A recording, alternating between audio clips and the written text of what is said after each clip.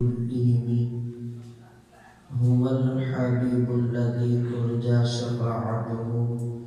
لكل هول من الأحبار مقتحم محمد سيد الكونين والثقلين والفريقين من عرب ومن عجم ثم الرضا عن أبي بكر وعن عمر وعن علي وعن عثمان ذي الكرم يا رب بالمصطفى بلغ مقاصدنا واغفر لنا ما مضى يا واسع الكرم مولاي صل وسلم دائما أبدا على حبيبك خير الخلق كلهم اللہ جل جلالہ وعم نوالہ وأتم برهانه وأعظم شانه وجل ذکرہ وعز اسمہ کی حمد و ثنا اور اس کے پیارے حبیب آقا نامدار مدینے کے تاجدار سرور کائنات مفخر موجودات آئینہ جمال کبریا امام الانبیاء شافع روز جزا احمد مجتبی جناب حضرت محمد مصطفیٰ صلی اللہ تعالی علیہ وآلہ وسلم کے دربار مہربان میں عقیدتوں اور محبتوں کا خراج پیش کرنے کے بعد رب ذوالجلال کے فضل اور توفیق سے ہم سب نماز جمعہ کی ادائیگی کے لیے حاضر ہوئے ہیں۔ دعا ہے رب ذوالجلال ہم سب کا یہاں پر حاضر ہونا رب ذوالجلال اپنی پاک بارگاہ میں شرف قبولیت عطا فرمائے، اور جو کلمۃ الحق میری زبان سے نکلے رب ذوالجلال ہم سب کو ان پر عمل کرنے کی توفیق عطا فرمائے۔ قرآن مجید برہان رشید کے اندر رب ذوالجلال نے کفار کے باطل عقائد کو چھوٹی چھوٹی حقیر چیزوں کے ساتھ تشبیہ دے کر بیان فرمایا ہے۔ قرآن مجید برہان رشید کی سورہ بقرہ کی آیت نمبر 26 کو تلاوت کرنے کا شرف حاصل کیا ہے، جس کے اندر رب ذوالجلال نے ارشاد فرمایا ہے ان اللہ لا یستحیی ان یضرب مثلا ما بعوضۃ فما فوقها، بے شک اللہ حیا نہیں فرماتا ان یضرب مثلا ما بعوضۃ فما فوقها، کہ وہ بات سمجھانے کے لیے مچھر کی یا اس سے بڑھ کر کسی اور چیز کی مثال بیان فرمائے۔ اس کا شان نزول کچھ اس طرح ہوا کہ رب ذوالجلال نے جب کفار کے باطل عقائد کو بیان فرمایا اور کفار نے جب یہ شور مچانا شروع کیا کہ یہ رب کا کلام ہی نہیں ہے، تو رب ذوالجلال نے ارشاد فرمایا کہ اگر تمہیں شک ہے کہ یہ رب کا کلام نہیں ہے جو ہم نے اپنے بندہ خاص پر نازل فرمایا ہے، تو اس کی مثال کوئی ایک صورت لے آؤ۔ اب ایک صورت تو وہ نہ لا سکے اور ایڑی چوٹی کا انہوں نے زور لگا لیا۔ جتنے ان کے پاس بڑے بڑے شاعر موجود تھے، بڑے بڑے ادیب موجود تھے، بڑے بڑے فلسفے والے موجود تھے، بڑے بڑے فصاحت و بلاغت والے جو ان کے پاس ہر سال آیا کرتے تھے اور مقابلہ کیا کرتے تھے، اور پورے عرب میں جن کے نام مشہور تھے ان سب کو اکٹھا کر لیا، اور قرآن مجید برہان رشید کے مقابلے میں ایک سورت تو دور کی بات ایک آیت بھی نہ لا سکے۔ جب ان سے کچھ بھی نہ بڑھا تو انہوں نے کہا یہ کیسے ہو سکتا ہے کہ تم کہتے ہو کہ رب ذوالجلال کائنات کا سارا نظام چلا رہا ہے، رب ذوالجلال کے متعلق تم کہتے ہو اللہ اکبر، اللہ سب سے بڑا ہے، رب کے متعلق تم کہتے ہو ہم بتوں کی پوجا کرتے ہیں، ہم نے بارش کے لیے الگ سے بت بنایا ہے، ہم نے رزق لینے کے لیے الگ سے بت بنایا ہے، ہمیں ہواؤں کی ضرورت ہوتی ہے تو ہم کسی اور کے پاس جاتے ہیں، ہمیں جب صحت کی ضرورت ہوتی ہے تو کسی اور کے پاس جاتے ہیں۔ اے مسلمانوں، تم کہتے ہو وحدہ لا شریک ہمارے رب کی ذات ہے اور اس کے پاس ساری قدرتیں موجود ہیں، وہ پانی بھی برساتا ہے، وہ ہمیں بارش بھی مہیا کرتا ہے، وہ ہمیں رزق بھی دیتا ہے، ہمیں صحت بھی دیتا ہے، ہمیں اولاد بھی دیتا ہے، یہ سورج چاند ستارے اسی نے بنائے ہوئے ہیں، یہ ساری کائنات اسی نے بنائی ہوئی ہے۔ جب یہ سب کچھ اسی نے بنایا ہوا ہے تو پھر وہ تمہارا رب یہ چھوٹی چھوٹی چیزوں کی مثالیں کیوں دیتا ہے؟ ان کفار نے جب یہ اعتراض کیا نا کہ رب یہ چھوٹی چھوٹی چیزوں کی مثالیں کیوں دیتا ہے، تو رب ذوالجلال نے قرآن نازل فرمایا، رب نے فرمایا ان اللہ لا یستحیی ان یضرب مثلا ما بعوضۃ فما فوقها، بے شک اللہ حیا نہیں فرماتا، اللہ جھجکتا نہیں، اللہ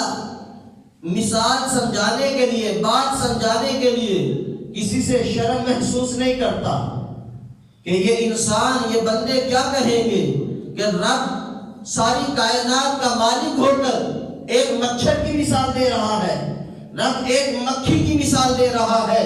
رب کھجور کے اندر اور گٹلی کے باہر جو چھلکا لگا ہوا ہے، وہ جو جالا سا بنا ہوا ہے، رب اس کی مثال دے رہا ہے، رب وہ مکڑی نے جو جالا کاٹا ہوا ہے اس کی مثال دے رہا ہے۔ رب اس سے حیا نہیں فرماتا۔ رب بات سمجھانے کے لیے، رب نے جب ساری کائنات بنائی ہے تو کائنات کی ہر چیز کا ذکر فرما سکتا ہے۔ رب ذوالجلال نے ارشاد فرمایا، رب اس سے حیا نہیں فرماتا کہ بات سمجھانے کے لیے کسی چیز کی مثال دینے کے لیے، وہ مچھر ہو یا اس سے بڑھ کر کوئی چیز ہو، اس کا نام لیتے ہوئے رب حیا محسوس کرے۔ اور آگے رب ذوالجلال نے ارشاد فرمایا فَأَمَّا الَّذِينَ آمَنُوا، بہرحال وہ لوگ جو ایمان لے کر آئے ہیں، جو ایمان والے ہیں، جو مومن ہیں، جنہوں نے میرے محبوب کا کلمہ پڑھ لیا ہے، فَيَعْلَمُونَ أَنَّهُ الْحَقُّ مِنْ رَبِّهِمْ، وہ تو جانتے ہیں، وہ یہ اعلان کرتے ہیں، وہ تو لوگوں کو بتاتے ہیں، ان کو علم ہے یہ ہمارے رب کی طرف سے حق بیان ہو رہا ہے۔ اور اس کے ساتھ ہی رب ذوالجلال نے ارشاد فرمایا وَأَمَّا الَّذِينَ كَفَرُوا، اور وہ لوگ جنہوں نے کفر اختیار کیا ہوا ہے، وہ لوگ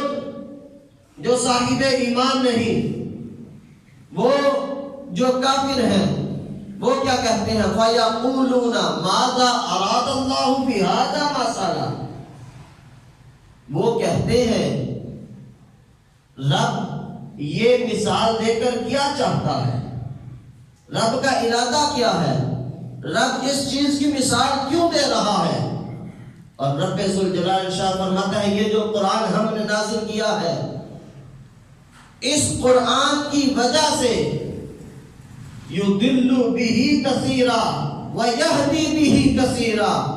یہ ہدایت ہے ہدی للمتقین، یہ متقین کے لیے ہے، شفاء ورحمۃ للمؤمنین، یہ رحمت اور شفا ہے ایمان والوں کے لیے۔ اور اس آیت مقدسہ کے اندر رب ذوالجلال ارشاد فرماتا ہے یُضِلُّ بِهِ کثیرا وَيَهْدِي بِهِ کثیرا، بہت سے ایسے ہیں جن کو ہم اس قرآن کی وجہ سے گمراہ کر دیتے ہیں، اور بہت سے ایسے ہیں وہ اس قرآن کو پڑھ کے ہدایت پا جاتے ہیں۔ ہے ایک ہی قرآن، ہے ایک ہی کتاب، لیکن اگر ایمان کی دولت مہیا ہو تو رب ذوالجلال کی جب آیات پڑھی جاتی ہیں، جب ان کو دیکھا جاتا ہے، سمجھا جاتا ہے، تو پھر ایمان اور مضبوط ہو جاتا ہے۔ اور جن کے سینے ایمان سے خالی ہوں، جن کے سینوں کے اندر اسلام کا بغض بھرا ہوا ہو،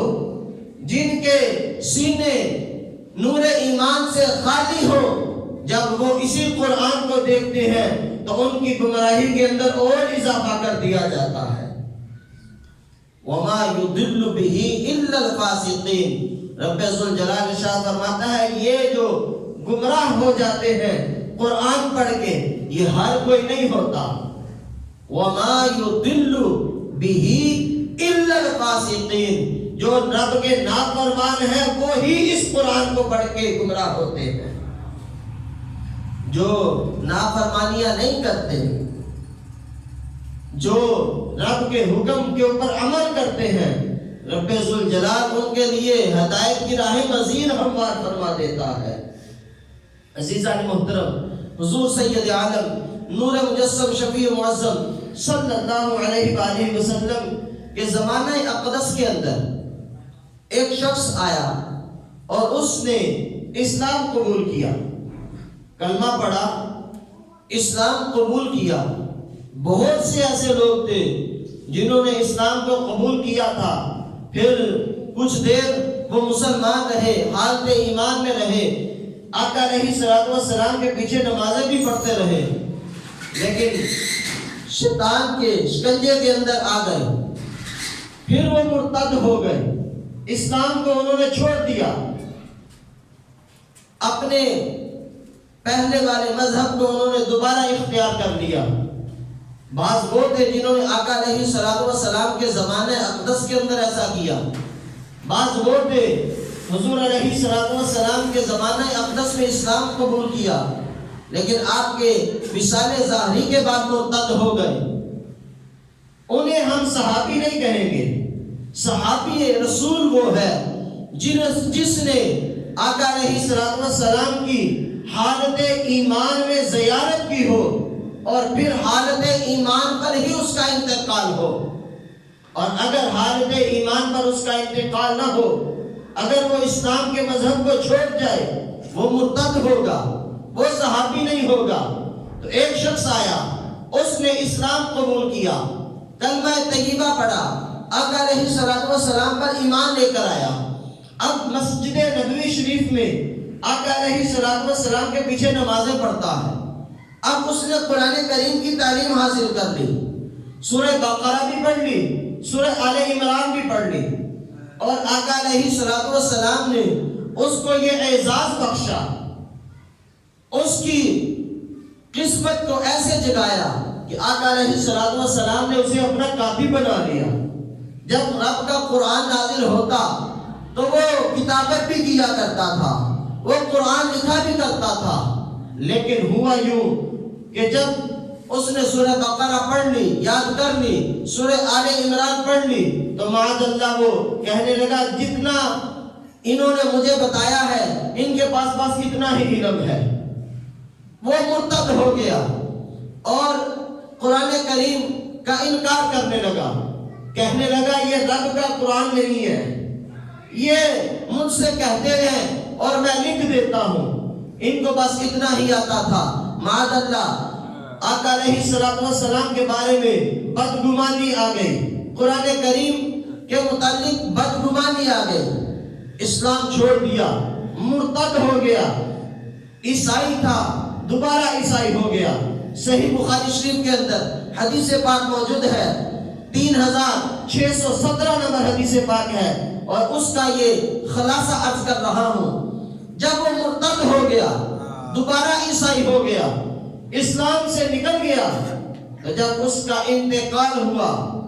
تو اس کے مذہب والوں نے اس کو دفن کر دیا، گڑھا کھودا، اس کے اندر جو ان کی رسومات تھی اس کے لحاظ سے وہ پوری کر کے اس کو دفن کر دیا۔ جب دفن کر دیا، اگلی صبح جب ہوئی، لوگ وہاں سے گزرے، انہوں نے دیکھا کہ یہ وہ بندہ ہے جس کو ہم نے کل دفن کیا تھا، اور آج یہ قبر سے باہر نکلا ہوا ہے. انہوں نے خیال کیا کہ یہ مسلمانوں کا کام ہے، یہ مسلمانوں نے ایسا عمل کیا ہے کہ اس بندے نے اسلام قبول کیا تھا اور پھر ان کا مذہب چھوڑ دیا ہے، اور اس دشمنی کی بنا پر انہوں نے یہ عمل کیا ہے کہ ہم جب اس کو تدفین کر کے چلے گئے تو ان مسلمانوں نے اس کی قبر کو کھود کے اس کی لاش کو باہر نکال کے رکھ دیا ہے. انہوں نے اگلے دن پھر ایک گڑھا کھودا اور اس کے جو پہلے دن کھودا تھا اس سے زیادہ گہرا کھودا اور اس کے اندر پھر اس کی لاش کو رکھ دیا. جب اگلی صبح ہوئی، دوسری صبح، تو دیکھا وہ لاش پھر کسی نے وہ باہر پڑی ہوئی ہے. انہوں نے پھر سے خیال کیا کہ یہ مسلمانوں کا ہی کام ہے. اب جب انہوں نے پھر دیکھا تو اب تیسری مرتبہ جب انہوں نے گڑھا کھودا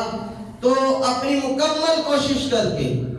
جتنا وہ گہرا گڑھا کھود سکتے تھے انہوں نے کھودا. گہرا گڑھا کھود کر اور اس کے اندر اس کی لاش کو پھینک دیا. اب جب تیسری صبح ہوئی انہوں نے دیکھا کہ اس کی لاش پھر باہر پڑی ہوئی ہے. اب وہ لوگ سمجھ گئے کہ یہ کسی انسان کا کام نہیں ہے، یہ رب کا اس کے اوپر عذاب ہو رہا ہے. یہ رب کے عذاب کی وجہ سے ہے کہ ہم نے اتنی محنت کر کے، ہم اتنے لوگ اکٹھے ہو کر اتنا گہرا گڑھا کھود کر ہم نے اس کو دفن کیا تھا، اور لمحے بھر میں رات گزرتی ہے تو یہ لاش پھر باہر آ جاتی ہے. تو انہوں نے پھر کیا کیا؟ اس لاش کو وہی پڑا رہنے دیا. زمین نے بھی اس لاش کو قبول نہ کیا جس نے قرآن مجید برہان رشید کی توہین کی. عزیزان محترم، حضرت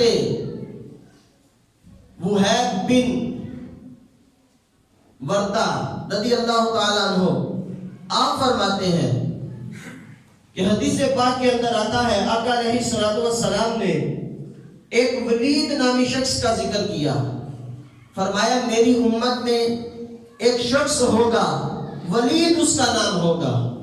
اور وہ سرکش ہوگا. فرماتے ہیں ولید بن یزید بنو امیہ کا ایک شخص تھا اور بڑا سرکش تھا، بڑا نافرمان تھا، بڑی بڑی وہ بری حرکتیں کیا کرتا تھا، طرح طرح کے گناہوں کے اندر مبتلا تھا. ایک دن اس نے قرآن کریم کو کھولا اور قرآن کریم سے فال نکالنے لگا جو کہ شریعت مطہرہ کے اندر جائز نہیں ہے. قرآن کریم تلاوت کے لیے، قرآن کریم شفا کے لیے، قرآن کریم رحمت اور برکت کے لیے، قرآن کریم زندگی کے اصول سمجھنے کے لیے نازل ہوا ہے. یہ فال نکالنے کے لیے نازل نہیں ہوا. قرآن کریم سے اس نے فال نکالنے کی کوشش کی. قرآن کریم کو جب کھولا تو جو سورہ نکلی وہ 13ویں پارے کی سورہ مبارکہ تھی، سورہ ابراہیم، اور اس کی آیت نمبر 15 تھی. اور وہ کیا تھی؟ وَخَابَ كُلُّ جَبَّارٍ عَنِيدٍ، جس کا ترجمہ تھا کہ جو سرکش اور ہٹ درم لوگ ہیں وہ ناکام ہیں، وہ کامیاب نہیں ہو سکتے. تو معاذ اللہ اس ولید بن یزید نے کہا کہ یہ اس نے میرے لیے کہا ہے. قرآن کریم کے متعلق کہنے لگا کہ میں نے فال نکالی ہے اپنی قسمت کا حال چیک کرنے کے لیے، اور یہاں نکل گیا ہے وَخَابَ كُلُّ جَبَّارٍ عَنِيدٍ کہ سرکش اور ہٹ درم لوگ کامیاب نہیں ہو سکتے. تو معاذ اللہ اس نے قرآن کریم کو شہید کیا اور قرآن کریم کو پھینک دیا. تو چند ہی دن گزرے تھے کہ اس کے چچا کے بیٹے نے اعلان کر دیا جو بھی ولید بن یزید کا سر قلم کر کے دے گا میں 10,000 درہم اس کو انعام کے طور پر دوں گا۔ اور چند ہی روز گزرے تھے تو ولید بن یزید کا سر قلم کر دیا گیا اور اس کے قلعے کے اندر پہلے لٹکا رہا، اور پھر چند دن قلعے کے اندر لٹک جانے کے بعد اس کے چچا کے بیٹے نے چوک چوراہے کے اندر لا کر لٹکا دیا اور لوگوں کو بتایا جو بندہ قرآن کریم کی توہین کرتا ہے میرا رب اس کو اس طرح عبرت کا نشان بنا دیتا ہے۔ قرآن کریم یہ انسانیت کی ہدایت کے لیے نازل ہوا ہے۔ قرآن کریم کے متعلق الحمدللہ ہر مسلمان کا یہ عقیدہ ہے کہ اس کا ہر لفظ، اس کا ہر حرف اور ہر اعراب یہ حق ہے، یہ سچ ہے، اس میں کسی قسم کی کوئی شک و شبہ کی کوئی گنجائش نہیں ہے۔ لیکن ہمیں ضرورت اس چیز کی ہے کہ جو ہم قرآن کے متعلق کہتے ہیں کہ اس کے اندر ہر چیز حق اور سچ بیان کی گئی ہے، اس کے اندر اس کا ہر لفظ وہ بھی سچا ہے، ہر حرف وہ بھی سچا ہے، تو ہمیں ضرورت اس چیز کی ہے کہ ہم اپنی ذات کے اندر جان کر تو دیکھیں کہ جس چیز سے قرآن کریم نے ہمیں منع کیا ہے ہم منع ہو رہے ہیں کہ نہیں ہو رہے۔ جب قرآن کے متعلق ہمارا عقیدہ یہ ہے کہ اس کا ہر حرف سچا ہے تو پھر وہ قرآن ہمیں کہہ رہا ہے کہ سود حرام ہے، پھر ہمیں اپنی ذات میں اپنے گریبان میں جان کر دیکھنے کی ضرورت ہے کہ ہم سود کا دھندا تو نہیں کر رہے۔ قرآن ہمیں کہہ رہا ہے کہ نماز پنجگانہ تمہارے اوپر فرض ہے، ہم اپنی ذات میں اپنے گریبان میں جان کر تو دیکھیں کیا ہم نمازیں پوری پانچ پڑھ رہے ہیں کہ نہیں پڑھ رہے۔ قرآن نے ہمیں کہا ہے کہ ہم کسی کی عزت اور آبرو سے نہ کھیلیں، ہم اپنے گریبان میں جان کر تو دیکھیں کہ ہم کسی کی عزت تو نہیں اچھال رہے۔ قرآن ہمیں یہ درس دے رہا ہے کہ زنا جو ہے وہ حرام ہے، تو ہم اپنے گریبان میں جان کر تو دیکھیں کیا ہم زنا کی طرف مائل تو نہیں ہو رہے۔ اگر حقیقی نہیں کر رہے کیا ہماری آنکھیں تو نہیں زنا کر رہی۔ کسی کی طرف بری نظر سے دیکھنا یہ آنکھوں کا زنا ہے، کسی کے طرف گندی نظر سے دیکھنا یہ آنکھوں کا زنا ہے، اور کسی کے بارے میں گندی گفتگو کرنا یہ زبان کا زنا ہے، کسی کے بارے میں غلط سوچنا یہ دماغ کا زنا ہے۔ کیا ہم ان گناہوں کے اندر مبتلا تو نہیں ہیں جو قرآن کریم نے ہمیں منع فرمائے ہیں؟ قرآن کریم نے ہمیں پردے کا حکم دیا ہے، ہم دیکھیں کیا ہم بے حیائی اور فحاشی کی جانب تو نہیں جا رہے۔ اگر جا رہے ہیں تو پھر دیکھ لیجئے کہ ہم قرآن کو لفظ با لفظ حرف با حرف صرف مان رہے ہیں، لیکن ہم قرآن کے اندر جو لکھا ہے ہم اس کو مان نہیں رہے، ہم اس کے الفاظ کو تسلیم کر رہے ہیں، اس کے معنی کو تسلیم نہیں کر رہے۔ کتنے لوگ ہیں جو قرآن کریم کے احکامات ہیں ان کے بارے میں کہتے ہیں یہ صحیح نہیں ہے۔ اگر صحیح ہو انہیں صحیح تسلیم کرتے ہو تو ملک پاکستان کے جو قوانین ہیں ان کے اندر وہی قانون نافذ کیے جائیں، اس لیے کہ پاکستان تو اسلام کے نام پر حاصل کیا گیا تھا، اس کا مقصد تو یہ تھا کہ اس کے اندر شریعت مطہرہ کا نفاذ ہوگا، لیکن شریعت مطہرہ کے اندر قرآن کریم کے اندر جو وراثت کے قوانین ہیں، جو احکامات ہیں وہ اور ہیں، اور ملک پاکستان کے قانون اور ہیں۔ پاکستان کے اندر جو قاتل کی سزا ہے وہ اور ہے، اور قرآن مجید کے اندر اور ہے۔ چور کی سزا قرآن مجید کے اندر اور ہے اور پاکستان کے قانون کے اندر اور ہے۔ جھوٹے کی سزا قرآن مجید کے اندر موجود ہے اور جھوٹے کی سزا پاکستان کے قانون کے اندر موجود ہی نہیں ہے۔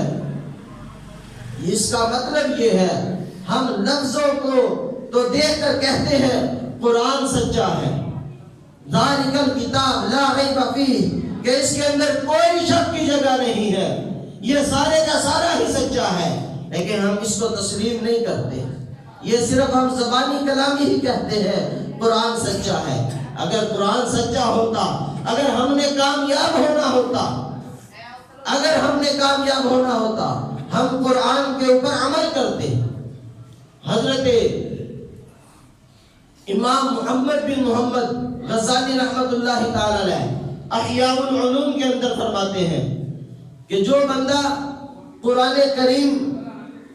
کی تلاوت کرتا ہے، آپ نے قرآن کریم کے آداب لکھے ہیں 10 آداب، اور ان میں سے 7واں ادب یہ لکھا ہے کہ قرآن کریم کو اپنی ذات کے لیے خاص طور پر پڑھے۔ آپ فرماتے ہیں بندہ جب قرآن کریم کو پڑھے تو جہاں پر رب ذوالجلال کسی نیک کام کا حکم دے رہا ہے، بندہ یہ کہے کہ یہ رب نے حکم مجھے ہی دیا ہے۔ جس کام سے رب ذوالجلال نے قرآن مجید برہان رشید سے منع فرمایا ہے، تو بندہ کہے اس کام سے یہ رکنے کا حکم رب ذوالجلال نے مجھے ہی ارشاد فرمایا ہے۔ اپنی ذات پر خاص کر کے قرآن کریم کی تلاوت کرے، اور ہم سمجھنا دور کی بات، ہم پڑھنے کی بھی کوشش نہیں کرتے۔ وہ جہنم کا ایک شخص ہے، یوٹیوب استعمال کرنے والے اس کو جانتے ہیں، انجینئر محمد علی مرزا اس کا نام ہے۔ وہ بندہ کہتا ہے کہ قرآن کریم کو سمجھنے کے بغیر پڑھیں تو ایسے ہے جیسے آپ گالیاں نکال رہے ہیں۔ اب قرآن کریم ہے، حضور سید عالم نور مجسم شفیع معظم صلی اللہ علیہ وآلہ وسلم کا فرمان ہے، من قرأ من القرآن حرفا فلہ 10 حسنات، جس نے قرآن کریم کا ایک حرف پڑھا رب ذوالجلال اس کو 10 نیکیاں عطا فرماتا ہے۔ اب اس حدیث پاک کے اندر یہ نہیں کہ جو ترجمے کے ساتھ پڑھے یا سمجھ کر پڑھے، جو عربی عبارت پڑھے گا، الحمدللہ رب العالمین الرحمن الرحیم مالک یوم الدین، مجھے یہ آپ کو اس کا ترجمہ نہ بھی آتا ہو تو ہر حرف کے بدلے رب ذوالجلال ہمیں 10 نیکیاں عطا فرمائے گا۔ اور احیاء العلوم کے اندر تو امام محمد غزالی رحمت اللہ تعالی علیہ نے لکھا ہے، جو بندہ نماز کے اندر کھڑے ہو کر قرآن کریم کا ایک حرف پڑھے رب ذوالجلال اس کو 100 نیکیاں عطا فرماتا ہے۔ جو بیٹھ کر نماز کے اندر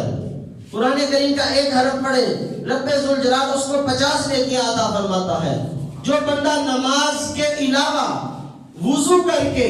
قرآن کریم کا ایک حرف پڑھے رب ذوالجلال اس کو 25 نیکیاں عطا فرماتا ہے۔ اور جو بندہ نماز کے علاوہ وضو کے بغیر قرآن کریم کا ایک حرف پڑھے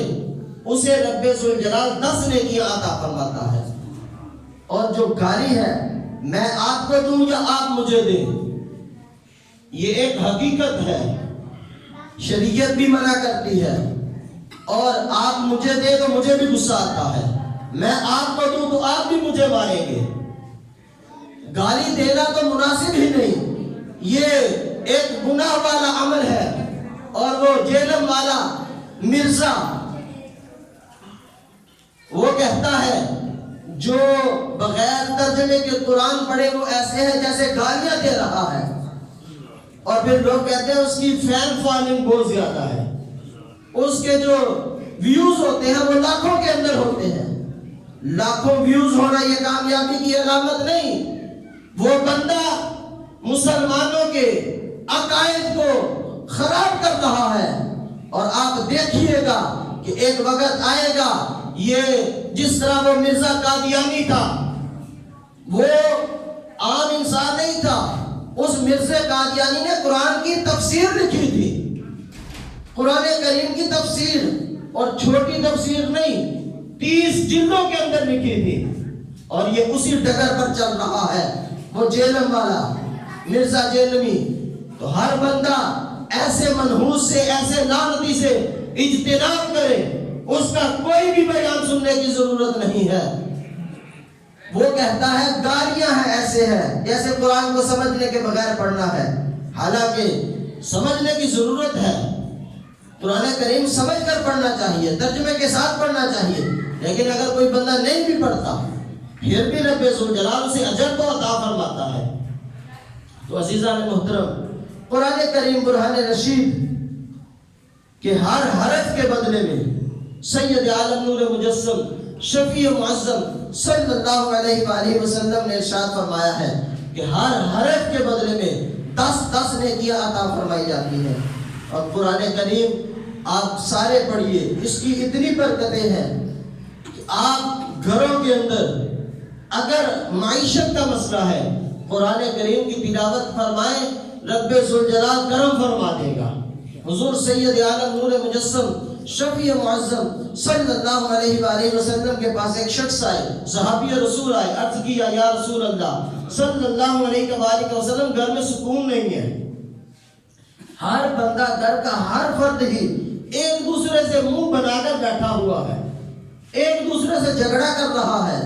ایک دوسرے سے پریشان ہے، الجھا ہوا ہے، کوئی کسی کی بات سننے کے لیے تیار نہیں ہے۔ میرے آقا علیہ السلام نے ارشاد فرمایا سورہ بقرہ کی تلاوت کرو۔ 3 دن کے بعد صحابی رسول واپس آئے، عرض کیا یا رسول اللہ صلی اللہ علیہ وآلہ وسلم، رب ذوالجلال نے کرم فرما دیا ہے، ہمارا گھر امن کا گہوارہ بن گیا ہے۔ صحابی رسول آئے، عرض کیا یا رسول اللہ صلی اللہ علیہ وآلہ وسلم، گھر میں غربت پڑی ہے، کھانے کے لیے کچھ نہیں ہے۔ تو آقا علیہ السلام نے ارشاد فرمایا جب گھر میں داخل ہوا کرو، گھر والوں کو سلام کیا کرو اور اس کے بعد سورہ اخلاص کی تلاوت کیا کرو۔ چند دنوں کے بعد صحابی رسول واپس آئے، عرض کیا یا رسول اللہ ہمارے رب کا اتنا کرم ہوا ہے، ہمارے اوپر تو کرم ہوا ہے، رب ذوالجلال نے ہمارے ہمساؤں کے رزق میں بھی وافر مقدار میں اضافہ فرما دیا ہے۔ صحابہ کرام علیہم الرضوان کا ایک قافلہ مدینہ طیبہ سے باہر گیا ہوا تھا، تو وہاں پر انہوں نے اس علاقے کے جو امیر تھے انہوں نے صحابہ کرام علیہم الرضوان سے پوچھا کہ تم میں سے کوئی بندہ دم کر سکتا ہے، کوئی جانتا ہے؟ تو ایک صحابی رسول انہوں نے کہا ہاں جانتے ہیں۔ انہوں نے کہا یہ ہماری شرط ہے، ہم اتنی بکریاں لیں گے۔ تو انہوں نے بکریاں لے کر سورہ فاتحہ پڑھ کے دم کیا، رب ذوالجلال نے انہیں شفا عطا فرمائی۔ اب صحابہ کرام علیہم الرضوان نے کہا کہ یہ وہ عمل ہے جو آقا علیہ السلام نے نہیں کیا تھا اور آپ نے کر دیا ہے، ہم یہ مال نہیں لیں گے۔ انہوں نے کہا مال لے لیتے ہیں، تقسیم ادھر جا کے کریں گے۔ آقا علیہ السلام کو جا کر جب بتایا کیا ہوا تھا، یا رسول اللہ ایسے ایسے ہوا اور اتنی بکریاں ہم نے اس دم کرنے کے عوض میں لی۔ آقا علیہ السلام نے ارشاد فرمایا یہ دم تم نے سیکھا کہاں سے؟ صحابہ نے عرض کیا یا رسول اللہ آپ سے سیکھا تھا۔ تو آقا علیہ السلام فرمانے لگے لاؤ پھر میرا بھی حصہ دو۔ سورہ فاتحہ کے متعلق میرے آقا علیہ السلام نے ارشاد فرمایا کہ اس کے اندر رب ذوالجلال نے ہر بیماری کی شفا رکھی ہے، ایک سورہ فاتحہ، لیکن شرط یہ ہے کہ ہمارا ایمان ہو۔ اگر ایمان پختہ ہو تو پھر یہ اعمال بھی فائدہ دیتے ہیں، اور اگر ایمان کمزور ہو پھر اعمال بھی فائدہ نہیں دیتے۔ رب ذوالجلال کے حضور التجا ہے اللہ تعالی ہم سب کو صحیح طریقے سے قرآن کریم پڑھنے کی توفیق عطا فرمائے اور سمجھنے کی توفیق عطا فرمائے۔ وآخر دعوانا ان الحمد للہ رب العالمین۔